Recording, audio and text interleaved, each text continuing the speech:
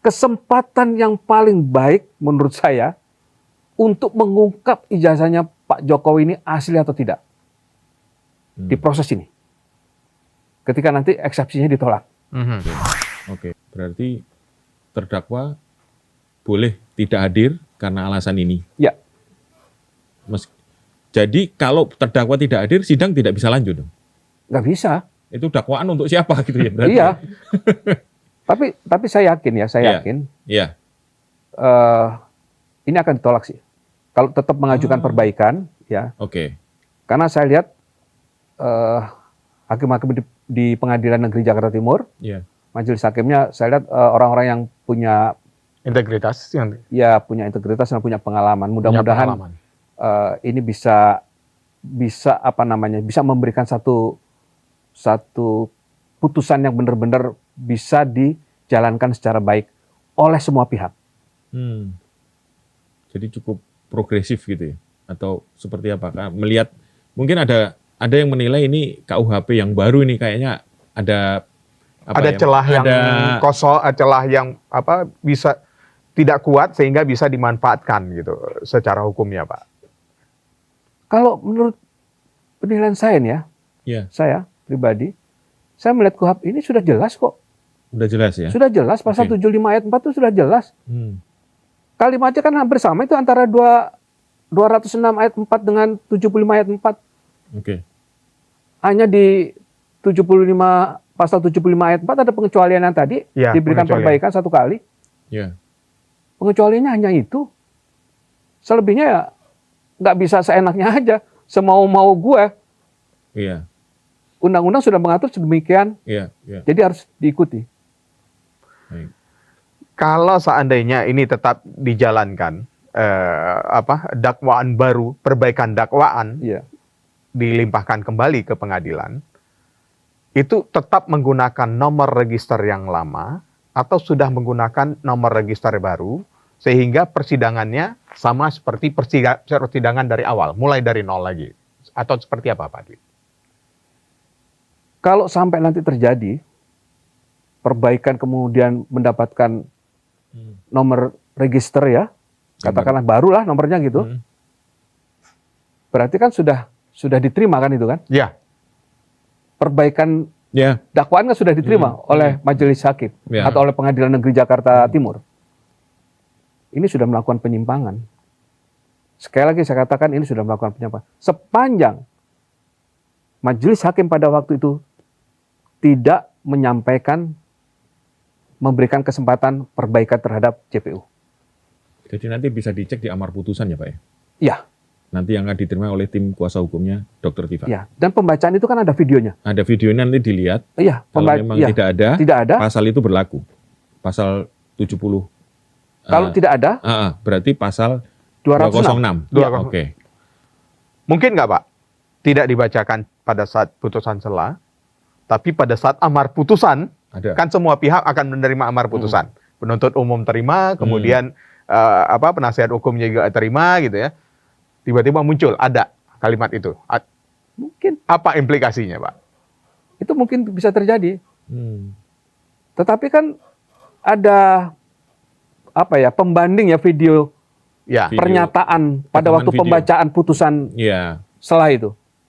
Itu untuk mengcounter tentang putusan yang tertulis tadi atau salinan putusan yang sampai ke Dr. Tifa, muncul ada kata-kata JPU diberikan kesempatan untuk perbaikan dakwaan, boleh. PH-nya komplain ke pengadilan, boleh. Ya? Ini kan tidak disampaikan pada waktu itu. Tiba-tiba di dalam putusan kenapa ada? Boleh itu. Sepanjang bisa dipertanggungjawabkan tentang videonya, ya, benar-benar itu diucapkan oleh ketua majelis hakim pada waktu itu, dan benar adanya seperti itu, bisa kita mengajukan keberatan. Bisa mengajukan keberatan. Dimungkinkan oleh hukum untuk mengajukan keberatan. Iya, dimungkinkan. Sekarang andaikan 206 itu berlaku, artinya jaksa membanding ke pengadilan tinggi, kemudian diterima, terus didaftarkan sebagai register baru ya Pak ya? Di pengadilan Jakarta Timur. Apakah jaksa ini melakukan BAP ulang. Jadi memeriksa semua yang tingginya dakwaan berapa? 1,5 meter itu akan dilakukan ulang.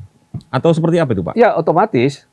Oh, otomatis. Karena ada perbaikan, pasti dia akan mengurut kembali kan? Ya. Iya. Apa kekurangan ini? Dia kan akan mengurut kembali dengan bukti-bukti yang ada itu. Ya kan? Dipetani. Kalau orang Jawa bilang dipetani. Yang 1.500 halaman itu ya? Iya. Itu kan diurut kembali kan? Dilihat kembali, diperiksa kembali gitu loh.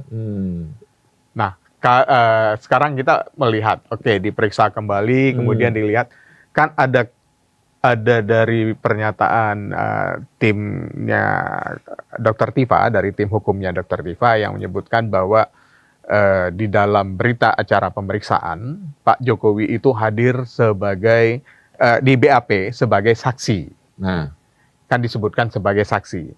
Nah, kalau sebagai saksi, saya berpikir, lah kalau gitu kehadiran Pak Jokowi kan tidak wajib karena bukan sebagai pelapor.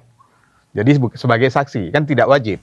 Nah, bagaimana kemudian kita bisa polemik ini bisa segera berakhir, Pak Dwi? Kan yang sebenarnya yang diributkan bukan pencemaran nama baiknya. Yang di persidangan memang pencemaran nama baik. Tapi kan berawal dari keaslian ijazah yang dimiliki oleh Pak Jokowi pada saat pendaftaran Capres. Bagaimana ini kita bisa melihat hal ini, Pak? Ya, jadi gini, di dalam proses persidangan,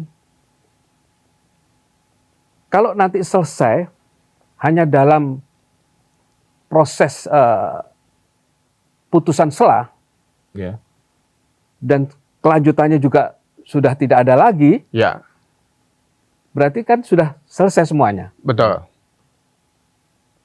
Mau melaporkan ijazah melalui pintu masuk mana nih? Betul ya, seperti itu. Betul.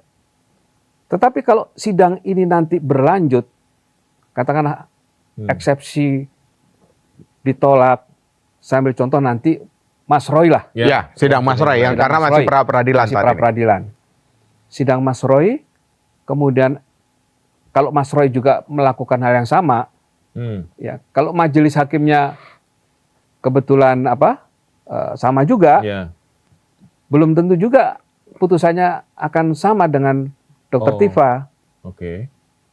Karena kan kemungkinan juga jaksa penuntut umumnya sama. Jaksa penuntut umum belajar dari putusan majelis hakim Dr. Tifa. Ya kan? Ketika nanti masuk di persidangan Mas Roy, dia akan perbaiki nih dakwaannya nih. Jangan sampai gua salah nih, nanti kalah gua di eksepsi nih. Dia akan memperbaiki itu. Jadi ada kemungkinan juga perbaikan-perbaikan yang dilakukan oleh JPU itu nanti akan menjadi penilaian tersendiri buat majelis hakim. Bisa saja nanti kalau Mas Roy mengajukan eksepsi, eksepsinya ditolak. Bisa saja seperti itu.